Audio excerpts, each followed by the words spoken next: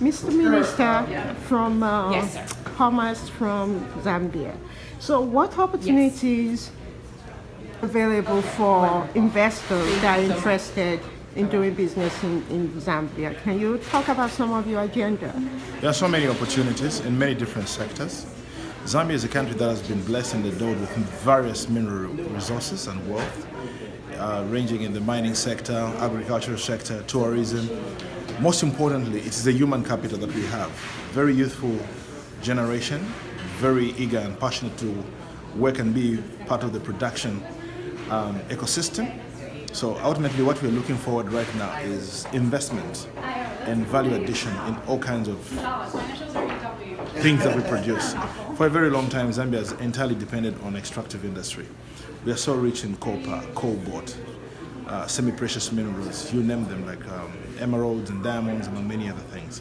But our focus right now is to see how best we can create jobs and revive our economic fortunes by value addition. We want to take advantage of the new energy system that the world is migrating to, from fossil fuels into clean and green energy. And we're trying to take advantage of the minerals that we have and bring a consortium of developed players that have the technology already to see how we can develop our copper from exporting concentrates and its raw form, into developing it into finished products for the green energy system that we want to go into.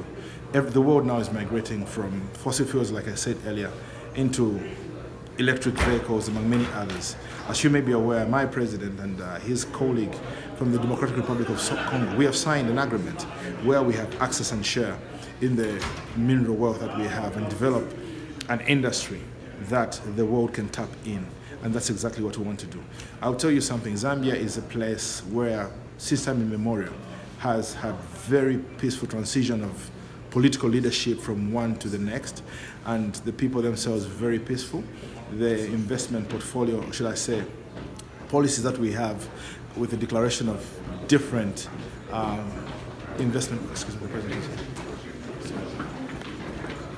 Yeah, this war in Ukraine, there's a nation on earth that hasn't been overtaken by many, many challenges. Indeed.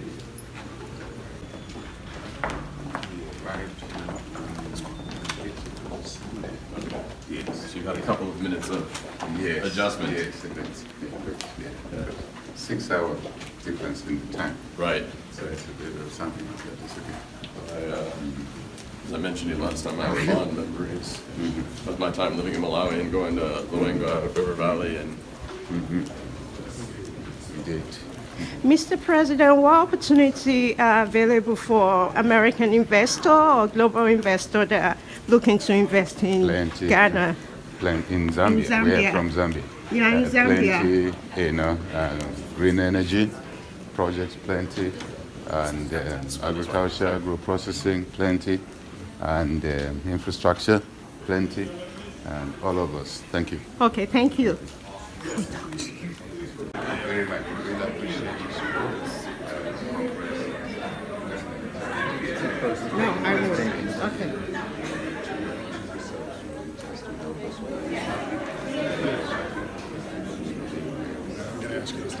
Okay. Nope, we're here.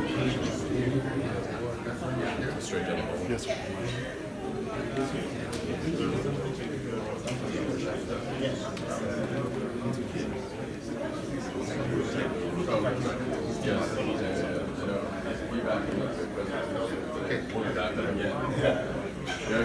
I'm going to answer.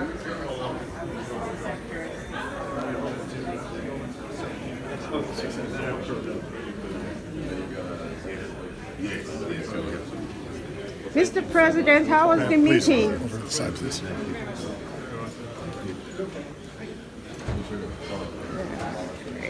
So you just had, you were at a close press meeting with the president of Zambia. Talk to me about what's your takeaway from that?